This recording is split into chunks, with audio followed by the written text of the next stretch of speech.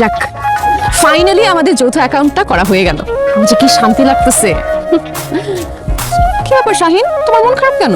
মন খারাপ থাকবে না তো কি থাকবে? তোমাকে বললাম যে যৌথ অ্যাকাউন্ট করতে চাইতেছো করো, কিন্তু আমার পার্সোনাল অ্যাকাউন্টের টাকাগুলো আমার অ্যাকাউন্টেই থাক। তা না তুমি জোর করে আমার টাকাগুলো যৌথ অ্যাকাউন্টে জমা করে দিলা। শাহিন, টাকা নিয়ে তো টেনশন করতেছো কেন? তোমার টাকা আমার টাকা, আমার টাকা আমার টাকা। কি? Just jockey. 40 টাকা। এই নাও। এই মামা, ভাড়া কইছি আমি 40 টাকা, আপনি 20 টাকা দিলেন কেন? কারণ বাকি 20 টাকা আমার বউ দিবে।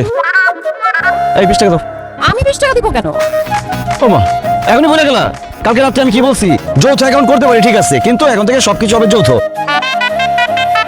আমারটা আমি দিব, তোমারটা তুমি দিবা। তাই আমার রিকশা ভাড়া 20 টাকা আমি দিচ্ছি, এখন তোমার রিকশা ভাড়া 20 টাকা তুমি দাও। আসলে হয়েছে কি, আমি না একদম ভুলে গেছিলাম। আমি ব্যাগ আনছি কিন্তু পার্স আনি নাই, আমার কাছে একটা টাকাও নাই। 20 টাকা তুমি দিয়ে দাও, আমি পরে দিয়ে দিচ্ছি। সরি, যৌথ কাজ বাকিতে হয় না। মামা, আমার 20 টাকা পাইছেন না? হ্যাঁ পাইছি।